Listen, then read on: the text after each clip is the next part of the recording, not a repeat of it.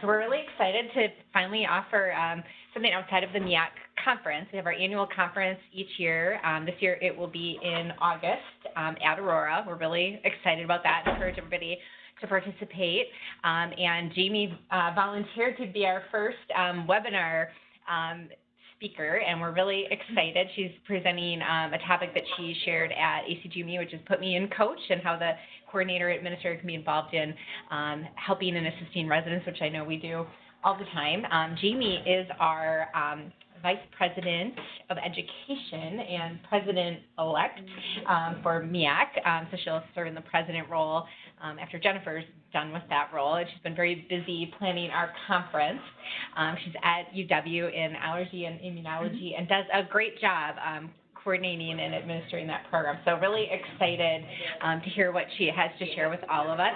And then also, if any of you have ideas or suggestions for future webinar topics, let me know or let any of us know.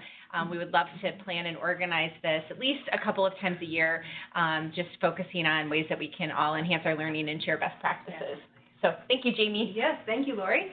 I'm going to go ahead and jump in. So as Lori indicated, a friend of mine, Ian Tadaro, and I presented this topic at ACGME Annual Conference back in 2017, the Coordinators Conference. It was rated one of the top 5 for the Coordinator Conference, and so we then got to do a webinar through ACGME, which is great because I just took webinar from that event and brought it over here, because webinars can be kind of challenging, especially if you have a role play scenario, which we do for today. So anyway, thank you very much for inviting me. I'm happy to be here. I'm going to start off by saying I do not have any disclosures to report. And then also, before we get started, you have a packet of materials in front of you here in person. And then over online, you should have attachments that I sent to you, or Jennifer sent out previously. So the first thing we're going to look at is the PowerPoint. That way you have references after today's event, so you can use the material on your own as well. And I'm just going to keep going. If people online need any help, flag me down or use the chat feature. We do have an IT support watching that chat feature. So if you need anything, just kind of put it there or unmute your mic and let us know something's not working. All right, so before we begin, we've got a packet of materials, which include the PowerPoint slides. We'll talk about the theory that I used, and then we'll discuss some of the role-playing activities. And then the blank template is also provided for you to use when you go back. You've got it in a Word document as well, so you can manipulate that and use it. And please feel free to make it your own. Edit it, move it around, change it up, make it work. And then the last thing I wanted to say is I am a fellowship coordinator, so I use the word fellow in this presentation, but that can be used interchangeably for residents, med student, however you want to use it. It's just a learner. So don't feel like it's not meant for other trainees as well. All right. So when we presented in 2017 at ACGME, we asked the group, what are your feelings about coordinators and their role, our role in helping our trainees prepare for the boards? And the consensus was that the coordinators felt like they were concerned that their trainees wouldn't pass. There was a great concern that this was a real problem. Some coordinators felt like it was their job. They actually said, I am supposed to do this. I'm supposed to help them prepare, which I was a little surprised about because I thought it was a little bit beyond my job scope as a coordinator, but it was on some minds. And then some coordinators felt like they were prepared or able to take on this role. They just needed some guidance. And that's kind of where I was. I felt like I was able to jump in, but I was a little bit unsure. So it's something that we're all thinking about. So the objectives for today is to be able to create an inventory of study materials, learn how to use the coaching template, create a study plan with the trainee, and communicate this coaching plan with stakeholders. So the first 3 things we're going to accomplish in the role play. You'll be able to actually do these things before you leave today, as long as I don't run out of time. This next slide is just a summary of what we've done, how it worked for me and Ian back in these years. So you can see what year we used the method. This is the fellows PGY year, so it was a second, this actually should be a 3. It was a first year, actually no, it was a senior fellow in that particular one. So you can see the PGY year, what program we used, the specialty, and then the employment status. So this fellow actually graduated from the training program, did not pass the boards, and then became a faculty member. So it just gives you a sense of all the variety of ranges we've used the method for. And then how many times they took it. We had 2 people who passed or failed the first time. And then this barrier section I think is kind of important. Identifying what was preventing them from doing their best on the test.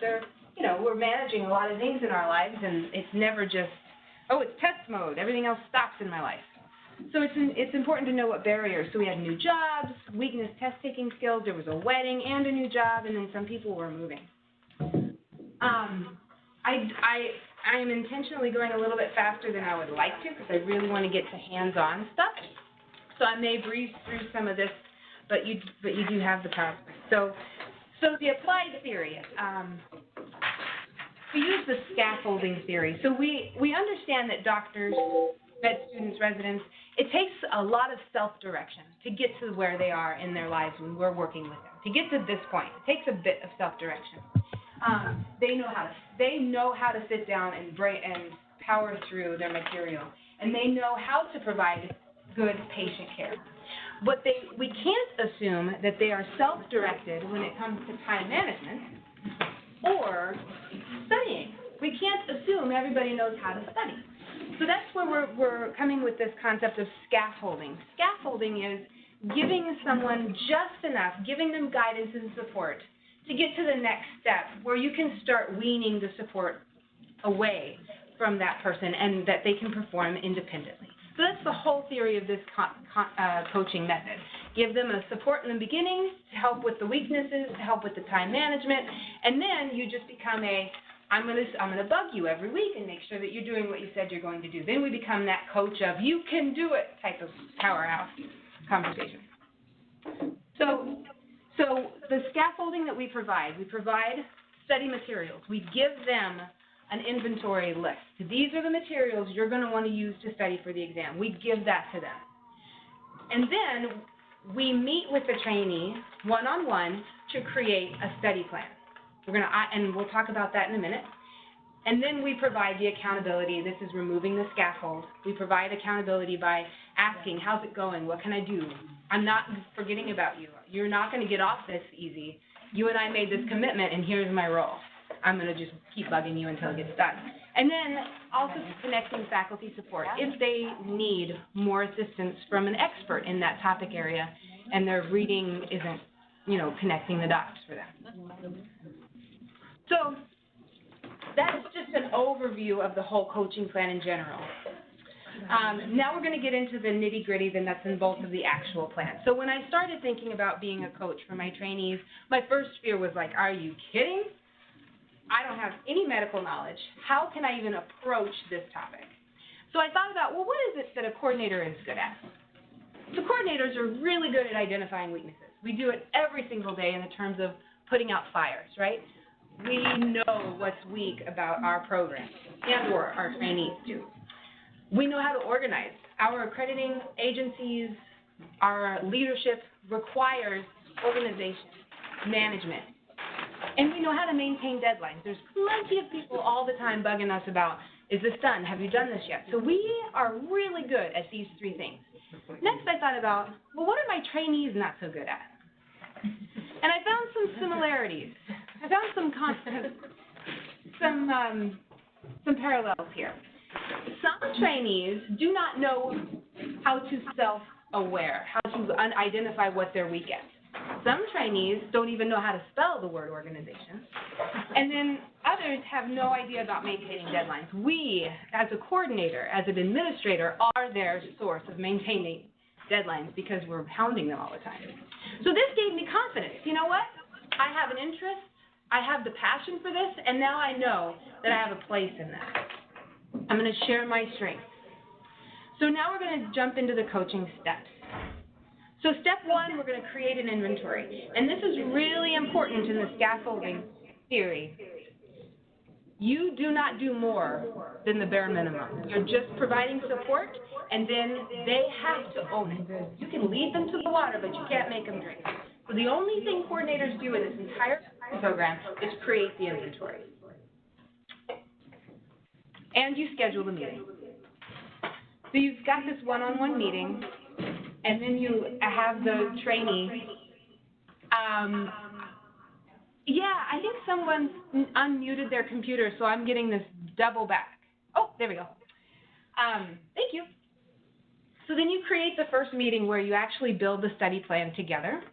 And then the last step is follow up and support. Be that piece of accountability. Be that coach who's not going to let your teammate down. All right, so we're jumping straight into the actual coaching method. So step one, you create the inventory and you prepare for the first meeting. To create the inventory, like I said, it's the only thing that we put pen to paper to. I set up a few meetings with senior fellows, senior trainees who have already taken the exam and asked, what did you use? What materials did you use to study for the boards? And then I also asked my faculty who recently took the boards, what did you use? And I try to put together a long list of materials so that my trainee at least has that done. So they didn't have to go off and do any of the initial work that can scare people off when it comes to studying. Like, I've got this blank canvas of study materials. I have no idea where to start. You give them a place to start. That's your support. Next, you give the study materials to the trainee before the first meeting, and you ask, bring these things to our first meeting. So I'm not going to bring them for you. I'm asking you to go find them. So you're getting them invested. You're making them do the legwork to play a role in their preparing and their studying. And one example that I've used a lot, and it works pretty well, is instead of bringing the whole textbook, just photocopy the table of contents. That's all. Photocopy the table of contents and bring that to the first meeting. And then have the blank board prep study plan worksheet, which is in your packet. And I've also sent in a Word document, so you have that. So have that handy at the meeting. And then this is the most important part of the entire coaching method. Download a copy of the exam blueprint. A lot of coordinators at CTAGME did not know what this was, so I'm going to assume that some of you don't. Even if you do, just play along. Every single board has a blueprint, and that blueprint tells the taker what percentage that topic has on the exam. And it's available to everyone online. I literally just went to Google and typed in allergy and immunology board blueprint, and it pops up. It's the first thing that pops up. And we did this a lot, actually, at CTAGME because nobody believed me. So at the end of the presentation, I was Googling everybody's boards, and they were all popping up. So download a copy of the blueprint and have it ready for your first meeting. So at the first meeting, you make them bring you the table of contents, whatever's in your inventory. You've got the blank worksheet, and then you've got the blueprint with you. So you've got those three things on the desk when you get here. And colored pencils. I'll get to that in a minute. Okay, so continued. So you get those copies, and then you get a copy of their in-training exam scores. So the trainees have all taken in-training exams, and in the literature, half agree, half don't agree that in-training exam scores are a good source of risk for passing or not passing the boards. My program directors and my leadership thinks that it's a very good source, so that's why we used it. And it's really the only tangible thing we have to identify what the areas of our weaknesses are. You know, we're not doing a lot of testing. So you've got that. Bring colored pencils, markers, because there's some color coordinating that goes along. And then have the calendar handy. Make sure you bring a paper calendar so that you can actually write in it, count backwards, and we'll talk about that more. In the beginning of the research of the coaching method, I was researching test-taking skills, but the fellows didn't seem really interested. That wasn't something they wanted to move into, so I just kind of dropped it. Yeah. Did you have recommendations for those who do not have national in-training exams? You would need Do you have any, didn't you guys create your own in-service exam? We did. I'm kind of asking for other people. Oh, yeah. Because not everybody has Yeah. has a governing body that has a prepared in-training exam with metrics that you can compare. Right. Well, you'd need something that would identify how the trainee is performing in the key topics that are going to be on the board. So I don't have an answer for that. Like, if you don't have an in-training exam, see if there's any other way you can process and can get in writing what those weaknesses are. You could just skip it and just tell the trainee to, well, what do you think your weaknesses are as you're going through this process? So you just have to ask them. And there is some of that, too, when you're doing this, because you may not agree with the in-service exam reports. But that's a good question. And unfortunately, I don't have an answer for that. All right. So step 2. So now you've created the inventory. Yeah. I was just going to say you can take that blueprint of the board Mm-hmm. and just go over line by line and ask the fellow or resident how they feel their strengths are in that. Yeah. Yeah.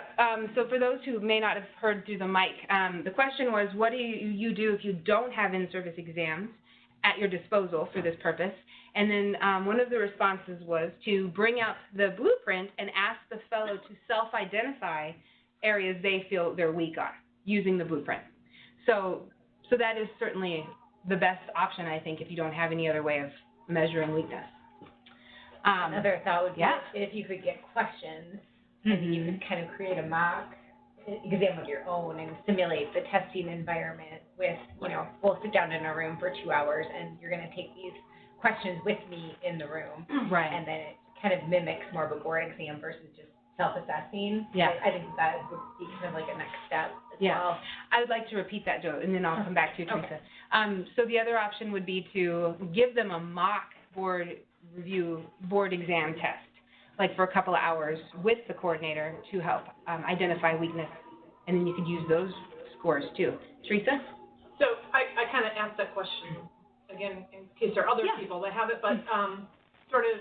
I think you have a mic. You might be able to push. Yeah, never. Oh, there you go. Sort of just to share, because 3 of my 4 programs do not have any sort of in-training exam available. So we use resources like we use CardioSource, the SAPs from CardioSource to create mock versions, our own versions of exams. And then the other thing that I've done to help identify is actually taking a list of all of our didactic topics and cross-referenced it with the ABIM exam blueprints and the ACGME medical knowledge. And that at least helped identify from a curricular standpoint where you might have some soft spots in your program that your trainees are likely to have performance issues on the exam. Yeah. Thank you for sharing that. I think all of those options are really helpful and doable for sure if you don't have the scores, the in-training exam scores. All right, so you've done what you can to get your in-training exam scores and identify their weaknesses in that way. So now you've got the one-on-one meeting. This is kind of the bulk of the coaching method, and it's 100% done, owned by the trainee. You, coordinator, do not put pen to pencil or pencil to paper at any point in this meeting. You are just talking them through it. If you scribe for them, they're not owning the process. And if they don't own this process, it's a waste of everyone's time. So I can't stress that piece enough. And it's really interesting, once you see the fellow is totally rolling their eyes the entire time, the beginning of this meeting, like, oh my gosh, I can't believe we're doing this. But then once they get into it and they start seeing how these two things are not lining up, how their low percentages on the in-training exam scores are not matching the blueprint, they get super into it, and their type A comes out big time. So it's really kind of fun. So we're going to triangulate 3 things. You've got the weaknesses from the in-training exam scores or whatever other source you're using to identify their performance areas. You've got the blueprint in front of you, and you've got the table of contents of the textbooks or the materials they've decided to use. So we're going to triangulate these 3 things in the worksheet that I've given in the packet or online. You're going to identify the weaknesses, you're going to color coordinate those weaknesses with the blueprint, and then you're going to create a study plan, considering their barriers during the study time frame. So, yeah, create a study plan and then set up a follow-up plan. So the last part is set up that accountability piece. I am going to bother you by. I am going to ask you, once a week, what have you done this during this time frame? And you're both going to agree on that. How should I communicate? Should I text you? Should I email you? Just let them know you are there to stay until they take the boards. And the other piece to communicate is, if you're frustrated, let me know, and we'll get another faculty involved. If there's a topic that's really bothering you, I can set up a meeting to help, with another expert to work through this with you. So they feel like they've got an advocate. And then I also suggest leaving the last 2 weeks of their study plan, 2 to 3 weeks before the boards actually occur, blank. Don't study all the way up until the week of. You need some reassessment time. You've gone through like 5 months of studying. Now you need just some fine-tuning. What was a surprise to you, during the exam? So should we schedule a meeting with a faculty expert? Do you need to change the study plan? Has something else come up that messed things around? So you need a few 2 to 3 weeks grace period to kind of settle the nerves and to focus on other things. And then the most important thing is keeping it confidential. Nobody wants other people to know what you're struggling in. And you want the fellow to feel like, or the trainee to feel like they can trust you. So advertise that you have this coaching method available, but don't tell it. Trainees are kind of sensitive, naturally so. And then inform the trainee that you will tell the program director and the trainee's mentor, if they have one, that we have engaged in this coaching method together. They need to know that you're proactive, that the trainee's proactive in trying to fix their problems as well. And they probably have resources or means to assist. All right. So before we get into the seeing how it works, are there any questions at this point? Cool. So if we were all in the same place, we would jump in. But since we're doing a webinar, I'm going to show it online first. So we're going to see it here. So the first thing, and for those at home or for those at work, I'm using. I'm still in the PowerPoint section, but you can also follow along in the printout at your desk as well. This screenshot is in your packet somewhere. Yeah, it's at it's the back part of your packet, or if you're following along at home, it's the color-coordinated sample number 3, or attachment 3.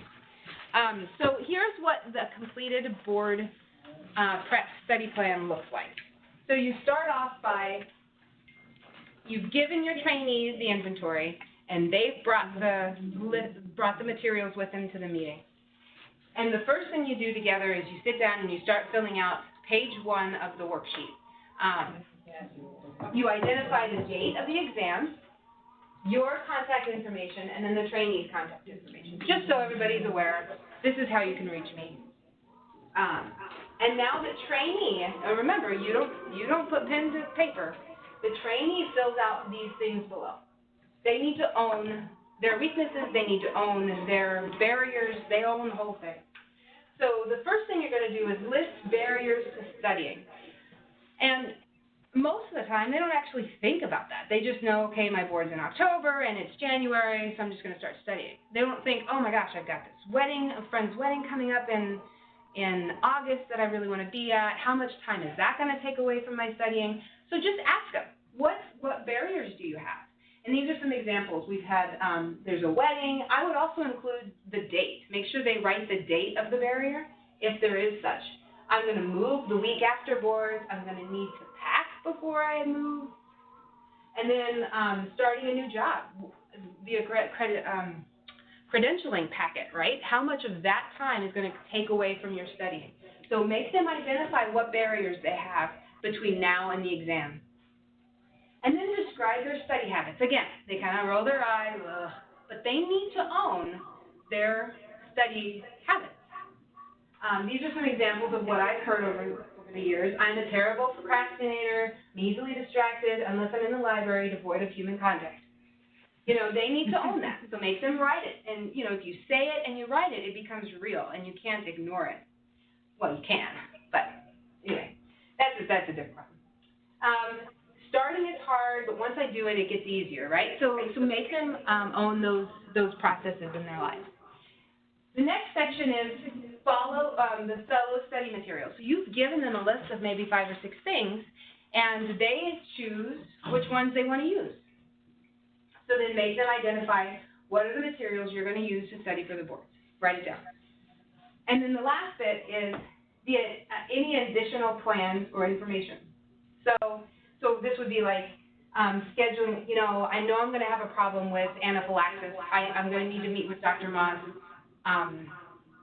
during this part of my training. When that topic comes up, I'm going to need to meet. So that way I, as a coordinator, know, okay, heads up, I'm going to need to schedule a meeting with this person. Or I prefer that Jami, myself, send a weekly email check-in, and I do this for everyone that I'm training or I'm helping. On my calendar, my Outlook calendar, I type the week, what topic they're studying that week, and then I send them an email on Monday. This is what's happening next. And then that's just some other examples. All right, so that's page 1 of the worksheet that you'll complete during the beginning of the training coaching session. I think we unmuted again because there we go. On the second page of your worksheet, you'll see this is the nitty-gritty. Now we're going to get to the actual study plan itself. So for now, ignore the color-coordinated headers. We've got red, ITE scores, ABIM, blueprint, and green. So just ignore these colors right now. We'll talk about that later. When I say color coordinate, I'm thinking about these colors that are identified in the primary topic level, the secondary topic level, and the tertiary topic level. So you're going to ask the trainee, pick 3 colors. So here, blue, orange, and pink. So your primary study topics are all going to be blue. Your secondary study topics are going to be orange. And this is for the triangulation process that's coming up next. So that's just kind of giving you an idea of what you're seeing there. So then you would ask the trainee to take the in-service exam. This is one of my Allergy Immunology Fellows in-service exams. And you would, side by side, place the blueprint and the in-service exam. And then they would look at the blueprint, see what topics are like the highest percentage of the exam, and then look at the in-training exam scores and say, okay, what 3 or 4 topics am I the lowest performing in? I'm really weak in these topics, but they have the highest yield on the blueprint. Is that clear? It's kind of a hard thing to describe because it makes more sense when you do it. But highest yield blueprint with your lowest performing scores. And then you'd have them highlight those blue. Highest yield, lowest performing blue, or whatever color they pick. So this is an example. And then you would want them to write that topic right here. You would write the topic name for each section. So you have primary, secondary, tertiary. And then it's really important for them to see the value of that topic, right? Like you've only done 6%, but let's say it's worth like 25% of the exam, and you've got a 6% score on it. So once they see the value, they're in. Their type A has popped right here. And then this is just to give you an idea of what that looks like on the screen. We'll see it again in paper. So this is the allergy blueprint, allergy immunology blueprint, and you can see they had 6% score on the in-training exam, and it's worth 35% of the actual exam. So you can see how they work here. So then again, you would write in that percent ABIM blueprint, you would write the value of the test topic. And then the third point of your triangle is the content that they're using to study. Thankfully, for allergy immunology, the textbook aligned really, really well to the blueprint and the in-training exam scores. So that's not always the case. So it's more challenging sometimes, but your trainees know the medical knowledge material, so they'll know what lines up with what. It's kind of hard for a coordinator because we don't have that, medical knowledge piece. But anyway, so you do the same thing. You highlight the topic in the table of contents the same color as your primary, secondary, and tertiary identification. And then you would write in this box where you're going to study this topic. So you've got the topic, how you performed, the value on the exam, and then where you're going to go to find the study material. What material you're going to use to study that. So you do that all the way through. And make them identify pages too, or chapters. So you've already highlighted it, so it's not hard. It's right there in your table of contents if it's that easy for you. And then they just write it in. And the last thing to do is go back to your idea of barriers. So at this point, you've got your calendar, and I would recommend counting backwards. So let's pretend like the board exam is October 15th. So now you count the weeks up until the day you started studying, and you just do the math. How many weeks, how many days do you want to study this topic? This person chose almost 2 weeks. I wouldn't recommend that unless you're studying for a year because you don't usually have that kind of time. But you write down what week you're going to study that topic. And then you consider, okay, you said you had a wedding in August. When is the wedding? How many days of that do you want to block off so that you don't put it in here unless it's true, unless you're actually going to study that time frame. So this is an example of scaffolding. You give them the materials, you watch them, you coach them through identifying their weaknesses, its value on the exam, and then you just say, all right, you've got the plan, now I'm just going to bug you every week until it's done. Or whatever they want. If they want it monthly instead of weekly, I've had people say, stop, it's too much, you're killing me. So I backed off, reluctantly, but I backed off a little. So that's kind of how it works. Any questions on that? Yeah. How did you decide which ones get put in primary, secondary, or tertiary? Is there cutoffs or? The trainee kind of owned that. I just made sure that I would say, well, are you sure? I would focus on the ones that have the biggest bang for their buck, like on the blueprint. If it's worth like 10%, that's a good chunk of the exam. But no, I don't have like I give it anything less than 10% as a tertiary, because a lot of it is feel. Like the trainee may say, I really bombed that section on the exam, but I know it better than that. I was whatever. So you allow them to kind of negotiate that. But that's a great question. I'm sorry I didn't repeat it. The question was, is there any like cutoff in the blueprint, cutoff percentage to identify the 3 primary, secondary, or tertiary? So let them go by feel. Okay, so any questions there? We're good? Awesome. I do want to say, I created this coaching method with allergy immunology, particularly because I had an at-risk fellow, who already failed once. So it was easy. I built it with their materials. So it may not be, thank you for coming, yeah. It may not be that simple, when you go back to your programs and apply it, because like I said, the textbook topics may not mirror exactly what you're seeing in training exam scores. But like I said before, the trainees know the medical knowledge, they know what means what, and you're just providing them with a template to apply some kind of a framework to their structure, to their study method. So it needs to be flexible. It needs to be flexible to meet their needs. Okay, so at this point, I would like to do some role playing as well, as long as there isn't any more questions about that. And the reason I want to do the role playing is it's super easy to say, oh yeah, totally get it. Yeah, great, I get it. But then when you actually start doing it, new things pop up. And that's not really as clear as I thought it might have been. And some other things might occur to you as you're doing it.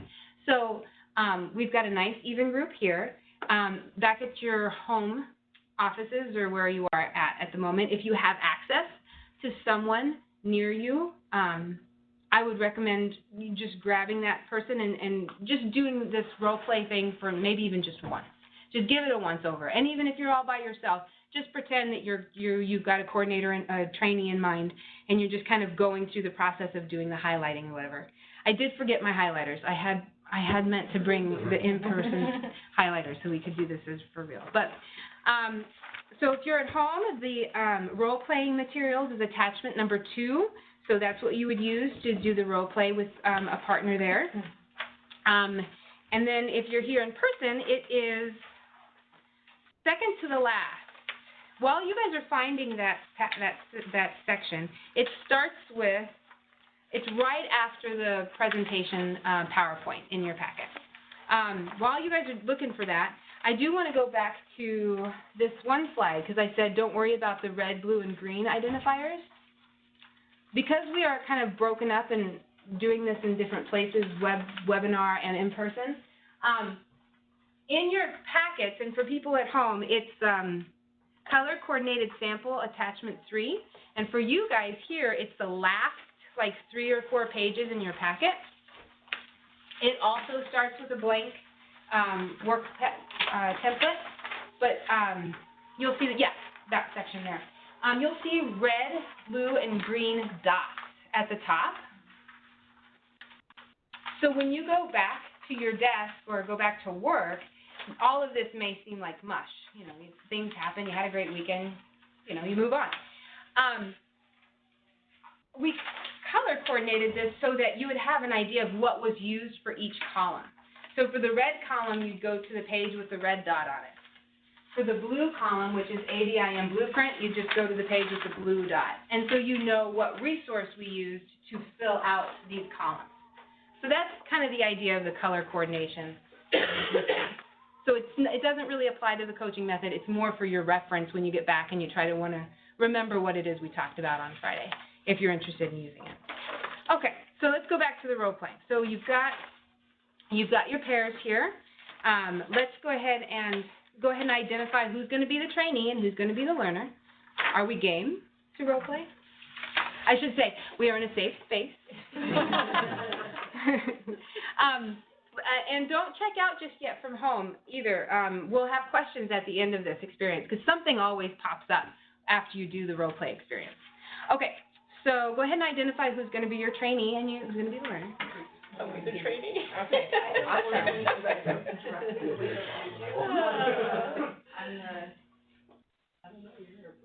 You're the trainee on the board. Do we need a trainee and we need a coordinator? Okay. All right, and then I'm just going to have you go ahead and jump on in and see how it feels. And just pretend you have different colors.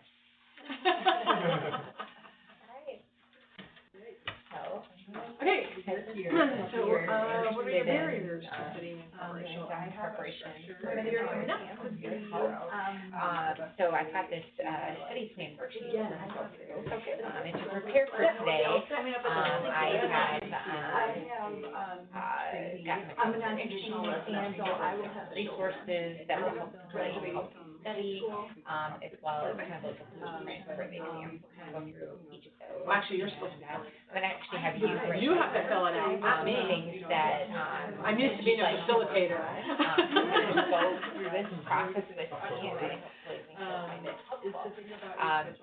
So we're going to start out. I want to just talk a little bit about barriers. So when is your exam? Okay. October. It's in October. Okay, so it is. Yes. Okay, so my barriers.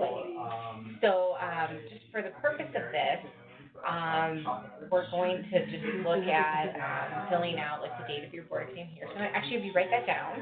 That's the hardest part. Keep jumping for the pin. Then you have all my contact information. I have your contact information. But again, you know how to find me if you need me. So let's first start out and talk about any barriers that you're going to have between now and October. Things that might come up in your life, things that might hinder your ability to study for the board. So I got some vacations planned. Oh, yeah, for sure. Okay, so why don't we put the dates down, the dates for vacation. You know, when is the graduation occur? Let's say that high school. 12, we will try to. Don't you have that 50-mile race? And then I think I have another one the weekend after. You're getting married. That sounds wonderful. Someone's a little easier here for me. Kind of in the back of my ear to be like her, but yeah. So between now and your exam. Anything else you can think of for barriers? Things that are going to stand in the way? My daughter's graduating. Okay. All right, and then what study materials, so we'll do this in November. Okay. Okay. And then if you think of other things, we can add them in. But, kind of keep that in the back of your mind as we're looking forward. And then let's talk a little bit about study habits. Yeah, I've got children. Are there any barriers or things that would get in the way? I just need a quiet room, where nobody's around, Distraction. no distractions. So do you have places that you can do that? So How about, I might go to the library or. All right, so why don't you write those things down? Well, we have the age. I don't know. You're good, Jami.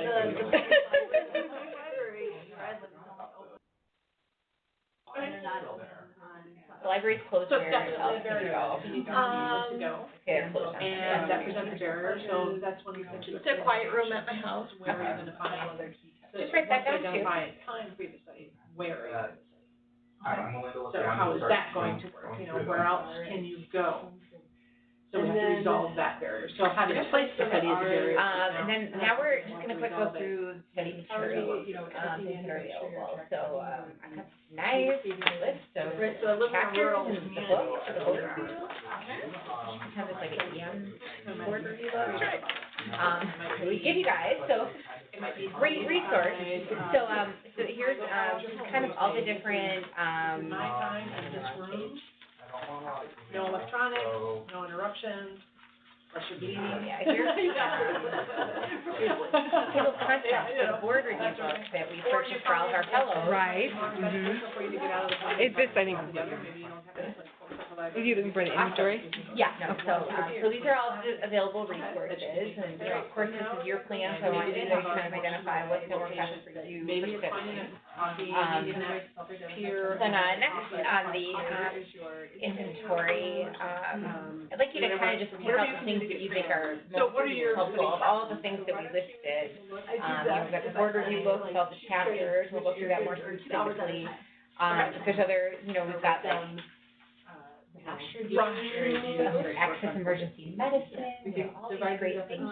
So, whatever things you think are gonna be most helpful, that you are most likely to use, write those down real quick. Are you capable of studying probably a little bit less at home, if you can say, this is my space that you're putting on notes and headphones? Could I do something along that line? Maybe you don't have to actually leave the house, if you can just carve out that little bit of time. Or kids in headphones, kids in the other room. Hard to say. But, things to work on your study habits, but knowing that you have a 2 hour limit. You what? Very beneficial. Oh. Then did you bring them that list of materials? I think would be good to go over some of the other things, like how. I did, that was the table of contents. Yeah, copies of table of contents and the list of other resources that were provided for you in advance.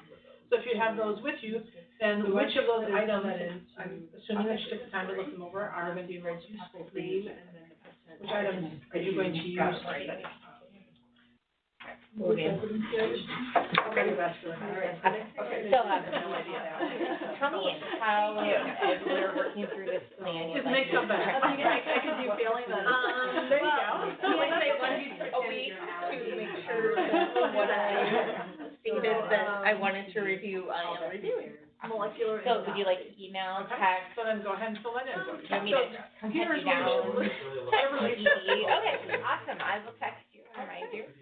Awesome. So let's, go through real quick. We're gonna kind of get into some nitty-gritty stuff now. Just kind of looking at the different topics and reviewing your in-service exam scores and then, kind of the. So feel free to fill in those materials as well, as long as you provide a solid list. Your scores These are. are materials that are going to be So, we'll pull out your, hard copy book, it can be an online. as I provided. Go ahead and Your, results from the last in-service exam.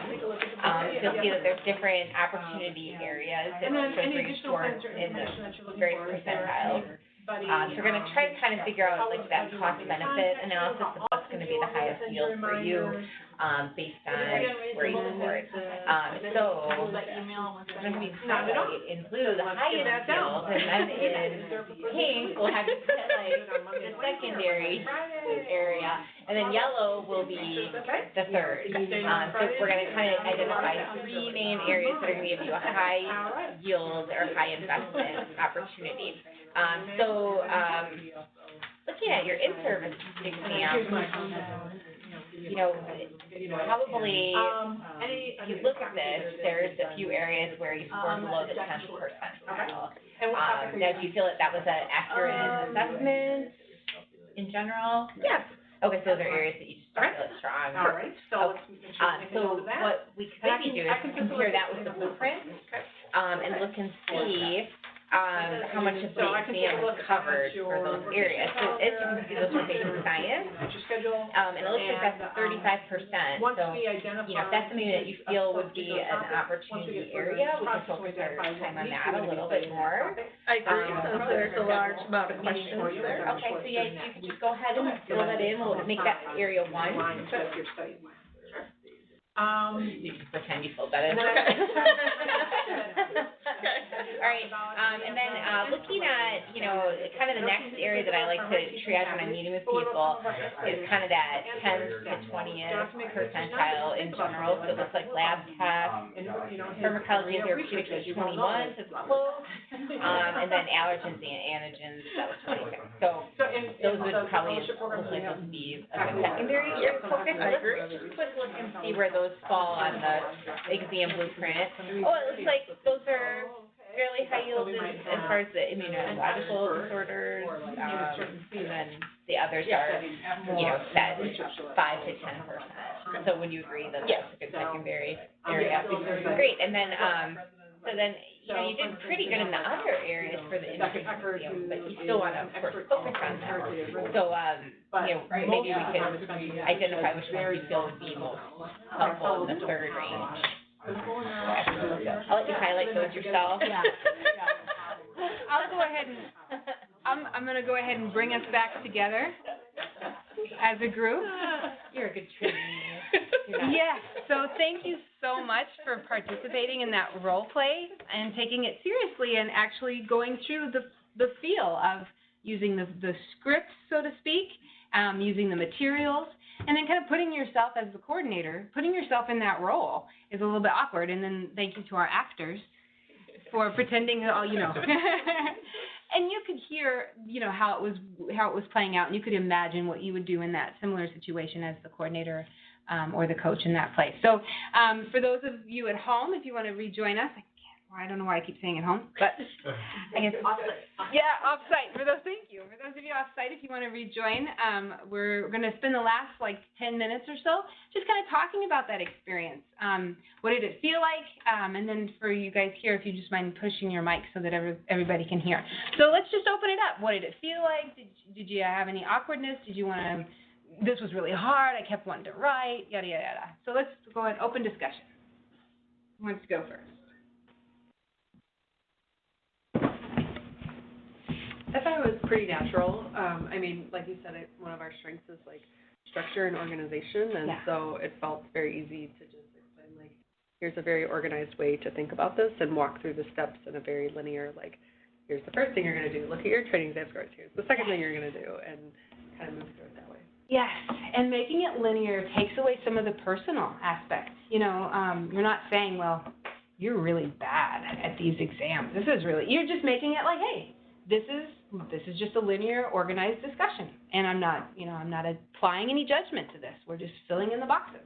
So it kind of helps take away whatever judgment or intimidation the trainee might feel too.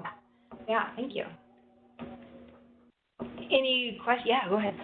I really liked how, you kind of set the stage for us, so we kind of knew what we would be doing and how we would be going through it. But I also thought it was really, really helpful to have them own it and have the paper and do everything, because then I think you put more of the ownership on them, and I think just that whole act of them filling it out and not you makes a big difference. And I think naturally I'd be the one filling it out. Like, here, let's just get started. Exactly. And it's hard to not be in that role. That was really tough. Yeah, I've actually just met with a couple of my fellows a couple weeks ago. We just started the coaching method, and I immediately push all the pens and paper to that side so I have no access. Because I am so wanting to just jump on in there and let me do it for you, because I have a toddler at home, and I just feel like that's my role as a coordinator. I'll just do it for you. And I didn't say this in the beginning of the presentation, and I should have.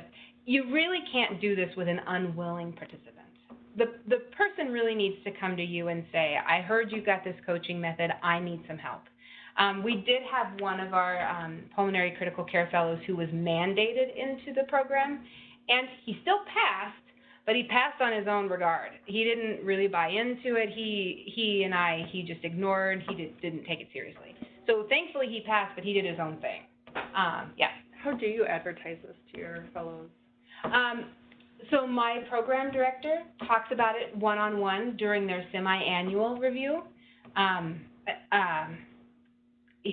He had seen, the in-training exam scores before and just said, I see that you performed low in some areas. Jami's got a coaching method. If you want to meet with her, we set something up. And then he sends me an email saying, keep an eye out for so-and-so. They may be coming to you. And if they don't, then I can say, hey, Dr. Smith told me you might need some, and then I can start prodding as well. But I don't usually, I have before in like PD meetings. Oh, by the way, if anybody wants extra help, I have a coaching method. I'm happy to help. But normally it comes from the program director during the semi-annual evaluations. Thank you. Anything else? Nothing? Cool. Great. Well, that's what I have. That's the whole presentation. I always like to leave 5 or so minutes at the end of a presentation just to kind of have general conversation. So if you want to talk about anything in particular in the coordinator world right now, sometimes Are the folks off-site still with us? I don't know. I can't tell. Is there anyone still off-site joining in? I don't know. Okay. I'm not sure. I see a frozen screen, so it's kind of hard to, I think there's some technology, something happening. But great. This is, I just say this is great timing for you to present this because of the new CPRs with the individual learning plan requirement. Oh, good point. This could certainly is a prime example of how to do that to simply support them in developing their own learning plan. So. Yeah, and CPR, because it took me a minute. I'm like, CPR, that must be a program-specific thing. You mean common program requirements? Yeah.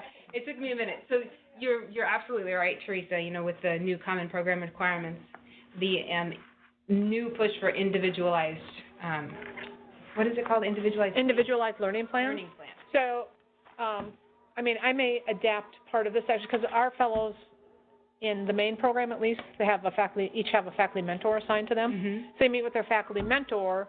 The mentor gets their review packet. They meet with their mentor and kind of do a self-assessment on where they are on the milestones and go through I have a whole list of things that they talk about, Yeah. And then the mentor brings that information to the CCC, and then following the CCC, the fellow meets individually with the APD or PD for their 6-month assessment.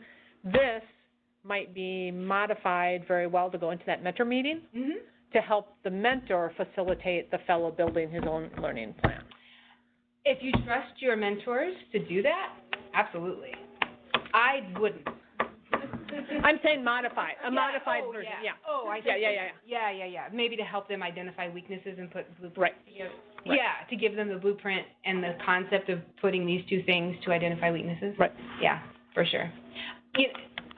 Because I think part of the new CPRs make it quite clear that the fellows are, like now we have to incorporate right into, I think starting next academic year, I think we're going to incorporate right into their 6-month reviews, for this is a very specific steps in the learning plan instead of sort of, because I don't know about you, but in my fellowship programs, the directors write letters, so they're more free-form, they're not a template.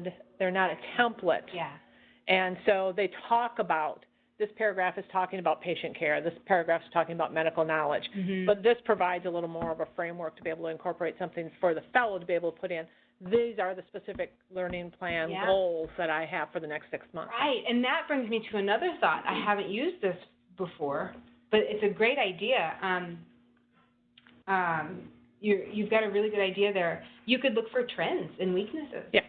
Are all my trainees weak in the same areas, or all my lower performing trainees? Am I seeing a trend in my program? Maybe we don't have enough didactics, and bring in what you said earlier in the day when you were talking about revamping all your didactics and making sure that, you know, if you don't have an in-training exam scores, you can use your didactics. And I can't remember exactly how to frame that right now, but that's kind of an interesting point, looking for trends in your learners and seeing how that reflects upon your program. And I track, I track ITE scores longitudinally, and then you can see, you can see those trends by class or within the program as a whole, because we have a 3-year program. Yeah. And our fellows take it each year, so then you can kind of see trends. So our third years have habitually scored lower than we would like in X. Yeah. You know, that they're slightly below the national mean, so. Yeah, and you can bring that to your PEC. Right. And have that conversation. Why is this? As coordinators, we don't usually know. Maybe they're not seeing that many patients with that issue, or it's not a procedure they do very often, X, Y, Z. But at least we can bring that to the table. And then the other thing is, too, you can put that in your metrics. I know that the APES require a metrics, too, so that might be a nice thing to track. Not necessarily for just for your own knowledge of what's happening on a longitudinal scale. And it makes a good graph. They make great graphs. I have a beautiful graph in my APE draft. I hear you. Cool. Well, thank you so much for inviting me, giving me the opportunity to present. And then I hope to see you all at MEAC in August. Thank you. Thanks, Jami. And thanks for tuning in at home. Awesome.